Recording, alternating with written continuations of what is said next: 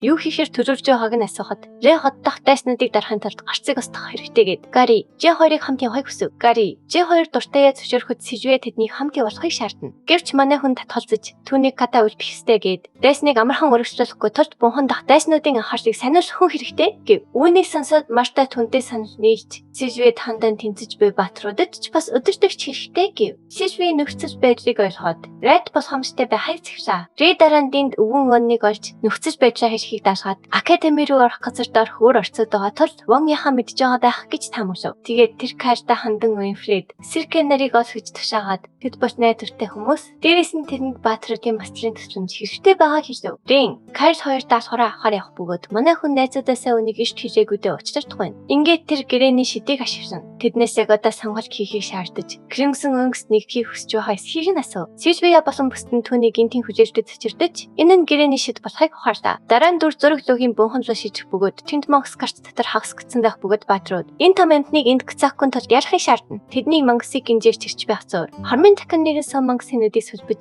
түүнийг галзаруулав. Харахгүй гэлтийн гишүүн Монгосыг энд гацааруулахгүй тулд хурдан хяналтандаа авахыг тушаана. Хідэн хормын дараа тэд сүм харуулсан хүнийг олж харсан нь Марта Үдүркс байв. Тэднийг араас нь хөөхд Марта багтай хоёр хүнийг харун унгаж бусад нь натан дурснаа ухаарв. Марта дайсанлуу 53 сум харах үед Баатараас түнлүү сумаа чиглүүлэн түүнийг гинтүүлв. Түүнийг хамгийн авиастрик сарвч гэдгийг мэдэх Баатар Роз үнэхээр харамсалтай юм гэж бодно. Одоо тэр түүнийг алах хэрэгтэй болов. Гинт Сэжвэ ардаас нь гүч ирэхэд Роз шууд түнлүү сум харав. Сум түүнийг оносгүй хацрыгийн шүргээ дөнгөрөв. Давчхоноос бутсан Сэжвэ шууд хүзүүрөөн чиглүүлэн сэлмээрээ гайхалтай савчих бөгөөд цастас чихнэ. Сэжвэ найд Розтой салхахаас гүйцэтгэв. Ямартай ч тэр ядаж нэг удаа гайхалтай зүйл хийв. Харахгүй гэлтийн гişүүд Марта Сэжвэ нарыг олоод түүнийг хайж чадахгүй байдлаарээ Гари нар гарч ирж тэднлүү давтчихна. Нууц гарцсан дээр ирэхэд Гари үүдийг нь зүгээр л дэлбэлхийг сануулсан ч манай хүн тэдэнд хаан төвшний аратан байгаа тул хэдийн хилдэлхий чулуу удаан тогтоож чадахгүй. Тиймээс энэ замыг бүрмөсөн хаах хэрэгтэй сануулв. Энэ хооронд Рэ тэднийг амжилт олгохыг хүсэхгүй байна. Химэн тунгаан гинт гацнаас илүү олон дайснууд дайран гарч ирэв. Тэр үед эрт хүчээр дүүрсэн Жэ хүчтэй орж 90 дайсан руу товцох бөгөөд Гари тэр том биетэй залуу яагаад толтохаараа ийм их хүртгийг гайхна. Тэр үед Рэ Гари нарч мөн дайсантай толтохоор эсрэг талууд руу хөдлөв. Сэлмүүд нь хаширдах үед Гари тэдний ард хідэн дайсан байгааг мэдгүй тул ингээд туцтаадаж осгүй гэдгийг хэлв. Тэр мөчид манай хүн зөөгийн мэжмигээ идэвчвч ард байгаа дайснууд нь хараахан гүйцэж ирээгүй байгааг харав. Тиймээс одоо гарц руу орох сайхан боломж юм. Рэ Жэгээс зам цэвэрлэхэд тусалж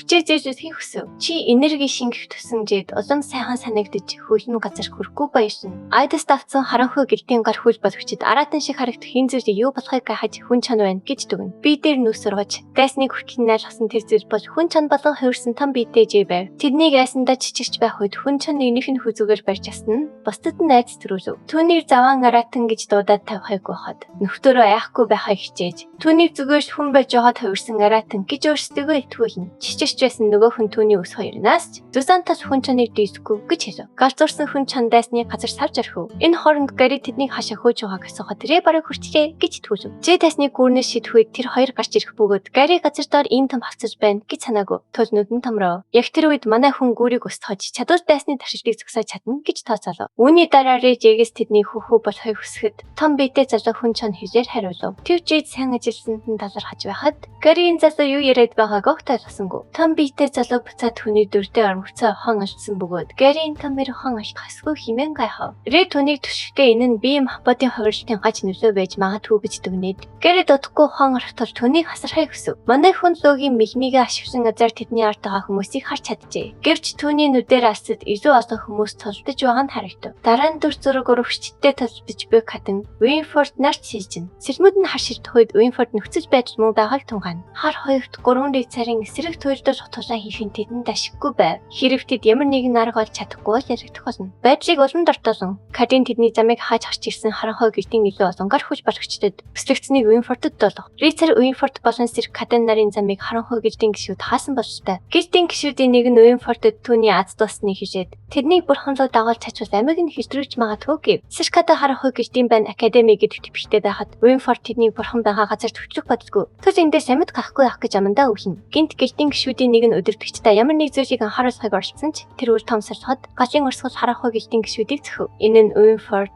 Каденнаас тасарч тэднийг зогт гэж хийж буй манай хүү байлаа. Рейд энд юу хийж байгааг хаж байтал манай улаан өст залуу шид ашигч чаддгийг хараад Каден гахаж харин харанхуй гэлтийн бүлгийн өдөртөгч рицаруудтай гэхэд Рекс тахыг ташаа. Манай хүн өөрөө харанхуй гэлтийн рицаруудтай тас боцоороо Уинфорд Сэркатен нарыг чулангуурдав гүөхийг чиглэв. Тэдэнтэй гашин шидээрээ тусалдаж байхдаа эдгээр хар хоёрт рицаруудыг санснаас хамаагүй хүчтэй бөгөөд шууд тусалдаж босгүй гэж таамаглав. Яг уушиг манай хүн Каден Уинфорд нарын хамт чулангуурээр гүйж улаан чулууд орсон гаритаа уулзав. Үүний дараа манай хүн хар хоёрт рицаруудтай тусалж хар гүрлүү буцаж очиход Уинфордлыг очиж туслахыг шаардсан ч Гари түүний зөксөөж Рейд төлөвлөлтөй байгаа тул орцохгүй байсан дээр гэдгийг тэдэнд хэлв. Нөгөө талаас манай хүн шидэд орсон тавсагч ашигч түүний олон хуулбарууд рицаруудтай нэгэн зэрэг тусална. Рэм багш нар түүний орсон тавсагчийн шидийг хараад гайхаж хоцрогцоор. Манай улаан өст залуу хүтэн жаврын шидээрээ хоёрт рицарын сэжмийг хүлдэв. Рэ хар хоёрт рицарын хөлийг жаврын шидээрээ хүлдөөж стратегийн дагуу хамаг цаг Гари руу дараагийн хөдөлгөөнөө хийшийг хашрав. Тэр мөчид Гари барьж исэн улаан чулуу хашигдсан бөгөөд гэлдийн өдөртөгч хүлэн жавар тавчигдсан байхдаа энэ нь дэлбэрч чулуу болохыг анзаарав. Чулуу асар их хүчээр дэлбэр мөсрээ хүртэл ийм хүчтэй энергид гайхаж түүний орсон тосогч хүртэл хийсэж чадав. Гинт харахой гэлтийн залуу өшгөлж Рэг гүрнээс төрхиж унгаан. Манай хүн битгүүлгүй байхдаа өртөв. Зорд гиббигийн гар хөл байсан харахой гэлтийн залуурыг тасанд мэдчихээ гişүүзв. Тэгээд тэр шууд сэрмээрээ манай хүний нэв татхав. Хэдэн хормын дараа чулуунгөр өөрн гэж бөрч харахой гэлтийн залуурыг өгсөн эсхийг бачгаажуулахын тулд тэнд тамсна. Тэр хоёр ховиудаа гүрнээс доош өнгөрөхөд манай хүн өштэй инээн сэлж түүнтэй хамт тийшээ очиж чадахгүй гэд хүсэж өчөв. Яг тэр агшиндрын орон зайн шижтийн ур чадвараа ашиглан жинхэнэ биеэ орсон тосгоч болгож жинхэнэ бие нөр хазар шилжив. Яг үүн шиг тэр хорон санаад харахой гэлтийн залуу гүн нөхлөө өнөж өөрийн заягдсан тавилантайгаа толгоров. Дэлбэрчдийн узмас гүр нурч харахой гэлтийн рицарууд ташгиралтан аим шиг тунцтыг амсав. Азарыг Уинфорд болон Сэркатен нар аварч түүнээс газар доор юу хийж байгааг нь байцаа. Гари харахой гэлтийн тэдний академи руу дахин халтаж байгааг мэдэгдэж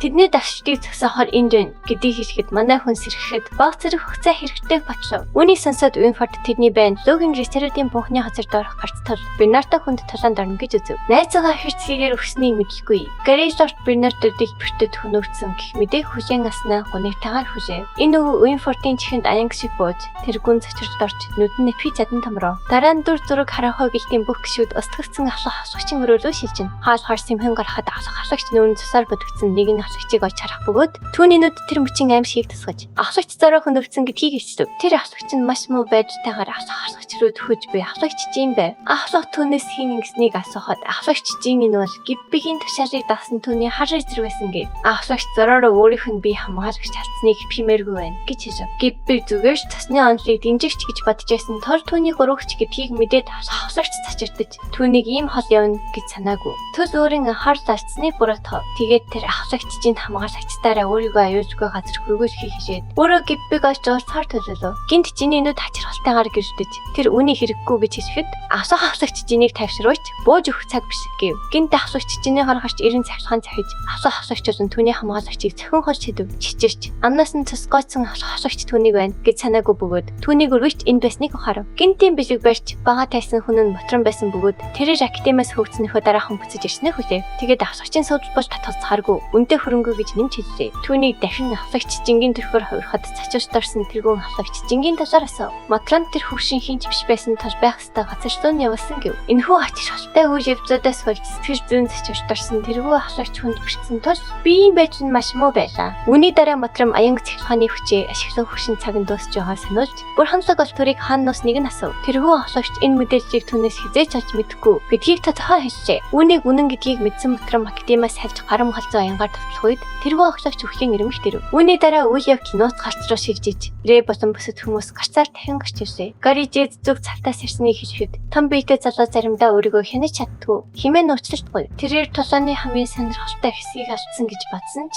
Гари түнд үгүй гэж итгүүлв. Гаднаа гарч ирээд Рэ Сильватай холбогдож тэд гарч ирснээ мэдэгдээд нөхцөл байдлыг илтгэхийг хүслээ. Тэр үед Сильва хариулж нөхцөл байдал сайн биш байгааг хэлв. Логийн хүчиг баатрын бухнаас гадна харахгүй гэлтийн хэн газар доорх өөр хоёр орцыг отож байгаа тул Авери удахгүй өн хаюулд орчээ. Үүнийг сонсоод манай залуугийн нүд томорч бүрэн цочирт орсон байдалтай харагдав. Тэд яран академи руу гүйдэн Рэ Сильвагаас хаана байгааг нь асууж очиж яваагаа дуулгалаа. Урагш ярах зөөр Уинфорд хар хүчиг баатар тэднээс сурсан тул ихшээд асгагчдын аюулгүй байдлыг шалгах хэрэгтэй гэв. Үүний дараа Уинфорд Кэдэ хоёр замаа өөрчилж Ритэ дараа нь уулз харах болохоо амьдлаа. Академийн үүдэнд очиход харах үгэлтийн илүү олон хар хүч бол гэсэд тэднийг өвцөн бөгөөд Кэ Уинфордоос тэдэнтэй ороод цалдаггүй байхыг хүсв. Зандаа таарсан бүх саадыг устгахаар өргөжлөсаар тэд илүү гинтийн зүйл ингэж чосхор хурц ирж ирлээ. К.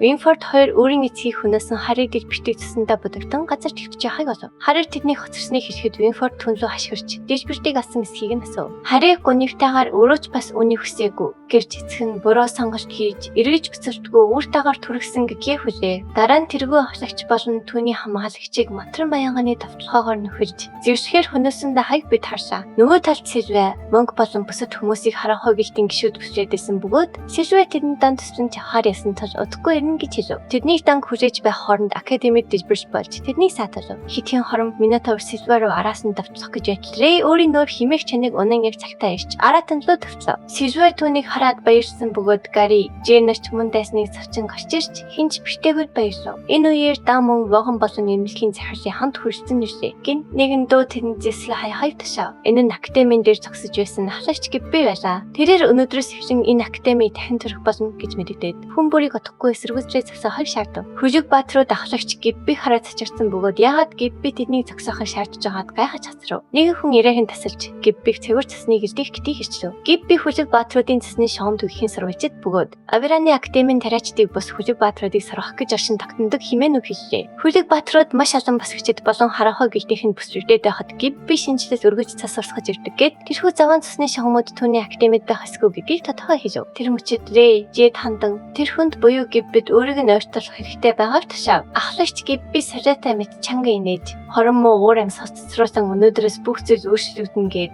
тэр доод зинданыхныг алхахыг тушаав. Тэр үед Марта Монк Гаринер хөдөж харанхуй гэлтийн гар хүч болгостыг өсгөж ирсэн бөгөөд Жэгри дахин хүн чан олон хоригч дайснуудтай айдас төрүүлв. Хүн чан дайсныг түүхгөө өсгөх зуур Сильважийг хүн чан болохыг гайхаж Марта үнийг зөвхөн номон дээрээс л харж исэн тул үнэхээр гайхалтай гэж бодно. Монк мөн адил гайхаж Жэгийн хүч яагаад иймэр бисэн байсны шалтгааныг ойлгов. Академидаа ийм аратан дахай хүлээгээгүй Гибби сандарч түүнийг даруй болохыг тушаалаа. Яг тэр үед Жэрийн хуцснаас хүн чанын том гараараа шүүрэн авч салхин онс мэт алсгал шидэв. Улаан өстэй хүү үр зүгэн нисэн ирж байгааг харсан Гибби хүмүүсээсээ түүнийг зогсоохыг шаардсан ч манай залуу тэднийг сэрмээрээ зарчин төгс газардаж Гиббигийн өмнө зогслоо. Өмдөндөө шиг шахан айсан Гибби түүнийг хол байхыг гуйсан ч Рэй түүнийг хүзэнээс нь барьж доош итгэр унхан даван дээр аваачив. Гэвч үүнээс өмнө манай залуу түүнлөө хүлийн харцаар харж асах зүйл байгаа болтой байв. Амнасаа алтхаас айсан Гибби түүнийг тавихыг гуйж хариуд нь Рэй амийг хөвтрүүлнэ гэж амлав. Манай залуу түүнд энэ үгээ өгсдөд зөрүүж гэж хэлэхэд унхан ирмэгтэр ганхаж исэн ахлагч түүнд юу хийж өгч чадхайг асууж өсвөж ахлагчийн судлаач санал болгов. Гэвч манай залуу шууд гол ярианд орж цэвэр цэсийг хэн өдөртөж байгааг асуураа. Айн сандарсан ахлагч тэдний царайг хизээч харж байгаагүй гэж хэлээд мэдгүй байгаа болтой байв. Цаг гарцдаж байна гэж бодсон Рэй 20 манай оноо ашиглан байг үнэн мэдээлэл хэлүүлдэг.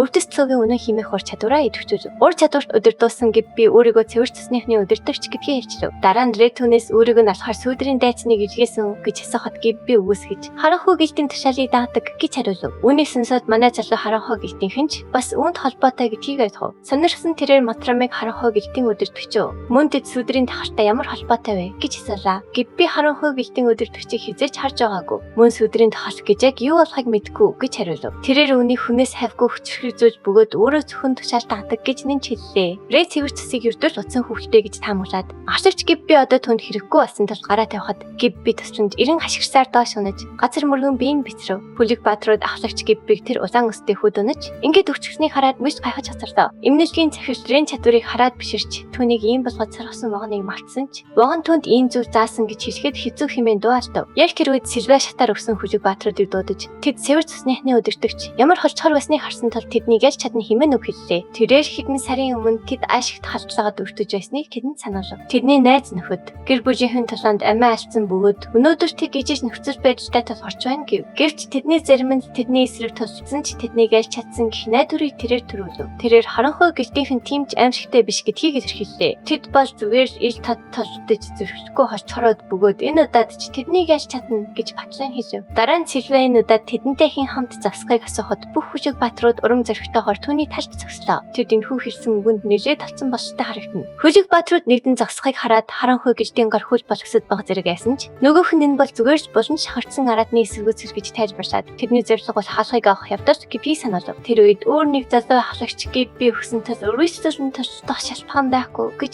хэлв. Цагаан багтай гишүүн Гибби өгсөнтөөс одоотэд өдөртөгч нь болсон гэд хэрэг Гибби дахайг хүсвэл араас нь очиж болно гэд өөрийн гишүүнийг хутгаж хөнөө. Үүнийг харсан бусад хүмүүс цагаан багтай залуугийн тушаалыг чимээгүй хүн дагалаа. Тэр залуу тэдний өдөртөгч хэн бэ гэж асуухад гишүүд нь Эзэн Батрам гэж хариулв. Үүний дараа тэрээр тэдний даалгавар бол хаалгыг авах гэдгийг дахин сануулж замаа хааж дэмэр зүйт донгосоод байгаа мөнгө өстэй охиныг насгар тушаа. Гинт хар ус хордож хэлсэн. Хотын хаалганы зүгээс нэгэн нүргэн сонсогдож бүгдийн анхаарлыг сануулв. Яг тэр мөчид гэрийн хаалганы ан цавыг хараад аюул тулгарч байгааг сануулсан хашгирлаа. Түүнийг замаас холдохыг анхааруулах үед хотын хаалга гинт дэж бүрч нэгэн том зүйл тэдний чиглэн ирв. Харанхуй гэлтийн гишүүн үнийг тэдний даалгаврыг авсан гол хүчин байна гэдгийг ухаарлаа. Ивэрийн хаалга сүрч эцэс төгсөргүй мангасууд хот руу цөмрөн орж харанхуй гэлтийн маманд чөтгөр унан орж ирв. Тэдний орж ирж буй төрхийг харуул хаалга хөвцөн гэхээсээ илүү парчиг харагдаж байлаа. Гэвч чинээгийн маманд руу халдаж түүнийг өдөөснөр тэдний чимэр хал хэвхэн секундэд нөрөв. Заан мангас галзуурч өөр дээрээ унаж ясан харанхуй гэлтийн хүмүүсийг гიშгэж эхэллээ. Энэ нь нэг самар хоёр туулай бууцсан хэрэг болсон мэт харагдана. Маманд тасралтгүй цохилтод өртөн газарт унаж өгөхөд захирс нуныг зодаан өдөртөө гаргууд химээ мартав. Үүний дараа ван хүүхдүүдэд эдгээр томчуудыг тэдэнд үлдээж арай жижиг налж толтгой ташаа. Энэ хоорондын Кайл хоёр ваныг тийм аварах мамантыг алж байгааг хараад хийж хүүггүй хосарчээ. Хитэн бүцийн дараа ихрүүд Жэ, Сильвэ, Монг зэрэг гэрээд гişүүд Рен шидрүү чигээ шингээж биеэр нь хүч бил хай мэдрв. Бидний гол дүр тэднийг сандрахгүй байхыг тушааж тарин байрч тайсныг өсгөх шаардлаа. Хүн чоноо басан Жэ араатныг тасчиж байхад дин зан тор монгостай талбахаас жигшиж байсан ч Кайл ядаж маманд төрөөс дээр байна гэв. Энэ үеэр Рен мана дуусч ирсэн тул тэр даруй манаага нөхөхөөрөө хайж өшлөө. Тэрээр багийн хандаа төр хүлээж байхыг өдөхгүй ирэж ирнэ гэхэд Сильвэ тэдэнд даатгах гэж тайвшруулв. Ингээд бидний гол дүр манаа сарах чадвараа ашиглан харанхуй гэлтийн гişүүдийн манайг сарч тэднийг ядаж нэг тустай зүйл хий гэж ношнод химэн дөөдөв. Рэ хүссэн хинжээгээрээ манаа цэвэрлэж чадаагүй тул зүгээр шууд дарахар шийдэв. Нөгөө талд зан хор мангасуудын бие нэгдэж ихрүүд бид нь халтж чадахгүй мөхийн могоотой тулгасандаа сандарч хэллээ. Гэри ойрын тулаанаа болж Мартер түүнийг онохыг хүсв. Мартед анхаарчийг нь сарниул хүн хэрэгтэй байх үед бидний гол дүр ирж хүзэл гэсэндээ хурцж үтсэн Сильвэ түүнийг хараад баярлав. Түүний шидийн чадварын ачаар олон тооны хувилгаан буюу кланууд бий басан байв. Эдгээр олон улаан үст хувилгаанууд гашт бөмбөг, mëсэн цартаалт зэрэг өөрөөр шидэр слайм мангас руу зэрэг дайрлаа. Слайм мангас олон цагтад өртөж, Мартач мөн самар харуулжээ. Рэшидийн зардалтын дүү өндөр байгааг ухаарч, хувилгаануудынхаа заримыг нь устгах шаардлагатай болов. Тэднийг устгах үедээ хувилгаанууд нь биеийн эсэргүүцэлгүй, араатны дайралтын дүү хүчтэй тул гэмтэл апашууд бутна гэдгийг анзаарлаа. Эрчим хүчин дуусаж, хүн дээр амьсгах тархи, Жен энергийг зээлэх тасаар бодов. Гэвч хэтэрхий оройтож, тэр слайм мангас цохигтон газар тонов. Сильвэ тэр могоог цогсохыг ашиглаж байхад, сөлдсөн бидний гол дүр энэ тулаанд орцох эсгүй гэж химэн бодно. Энэ бүхэн эцэстээ ямар ч чадахгүй байжээ. Тэрээр агаар татагдан газар төгчгүй ихтэн түүн зүгээр ингээд яваад өгөх гэсэн бодол төрөв. Гэвчрээ тэнгэр зүү ширтэж нэгэн гай хамсгийг харснаар гинтийн нэрхэлт гарлаа. Тэнгэрт хөвлөө ашиглан хөвөхөр бүсийн дүр зургийг хараад тэд бүгд шоконд оров. Энэ боллоо байна гэж тэд айд сандран хэдэн зуун жилийн өмнө устсан тул байж боломгүй зүйл гэж бодно. Тэр хүн төр төвнөөс өшөөгөө авахар ирсэн байна гэж таамаглав. Сильвэ онуудыг устсан гэж бодож байтал Монг түүнийг ухаан орохыг шаардав. Марта хідэн слайм могоонод хангалттай байж одоо бүрлөө гараад ирлээ гэж бөхөндөө. Харин слаймууд лууныг мэдрэмжтэй сандарч эхэллээ. Гинт шуурх дэгдэж бүгдээрээ хийцгэн толд чанга барихыг бидэн харуулав. Шуурх хуйлрын бүс ходрыг гайхан алмаарч энэ шуурх бас л лууны хийсэн ажил гэдгийг ухаарлаа. Нүдээч нээж чадахгүй тэд ар нуруугаа харуулсан хөндийн төгөө намсгаж ширүүн шуурханд хийцэхгүй байхыг анхааруулав. Яг тэр үед луу алхирч мөсөр рейс слаймуудыг өстөв. Луу гарч ирсэн бүсэд араатнуудыг айлгаж тэд зогтож эхлэхэд харанхуй гэлтийн гар хөл баригчид тэдний хэрэггүй амьтад хаашаа загтаад байгааг нь асуув. Тэр мөчид тэдгээр гар хөл баригчид мөн зөний хөх амьсгалт хөлдөв. Луу бүх тайсан араатнуудыг устгаж байхыг хараад дэн ганцхан амьсгалаар тэднийг харчиж хайж чадаж байгаад алмаарлаа. Кайл зогцсон дээр гэхэд Гэри ярандын Кайл хоёрыг газар доогуур дахахыг шаардав. Гэвч ван амандаа өглж луу тэдэнд хор хөнөөл очруулахгүй тул айх хэрэггүй гэж хүүхдүүдийг тайшруулв. Хамт дайчин ивэрийн дамаг бодит байдал болно гэж сансангүй химэн өгүүлв. Өвчлэн айсан дэн луг галзуурахгүй гэдэгт яаж тэгж тэтгэлтэй байгааг асууж луугч төрийн амтан гэдгийг хүн бүр мэднэ гэлээ. Кайл одоо хондоо Гэритэй хамт нуух хэрэгтэй гэж сандрахад Бүгшүүн энэ бол тэдний төсөгч буй лөө биш гэдгийг хэлв. Түүнийг үгээд дуусгахаас өмнө яриаг нь тасалж энэ бол Виверн байна гэж хэлсэндээ өнгө хаач хацарлаа. Виверн бол лооны ойрын төрөл бөгөөд хэмжээ болон мөчөөрөө голсон ялгардаг байна. Лоонууд ихчлэн Вивернээс 2-3 дахин том бөгөөд шаардлагатай бол даалгавчтайгаа нэгддэг тустай мөчтэй байдаг. Үүнээс гадна Виверний дөрвөн мөчн төрөлхийн даалгавчтайгаа холбоотой байдаг аж. Үйл явдал усам чимжиж эвсэгтэй мөч явагдаж байна. Дараагийн хэсэгт бүх зүйл эргэлт хийн. Дараагийн хэсгийг бусдаас төрүүлж хамгийн ихэнд үзхийг хүсвэл дэвшсэн дэх төрийн банкны даасрал руу 5,000 төгрөгийн хандив хийгээрэй. Тэгвэл дараагийн хэсгийг тань. Нэн даруй гаргаж өгье. Таашагдсан бол лайк дарч, сөөг сумэн заавч бүртгүүлээрэй.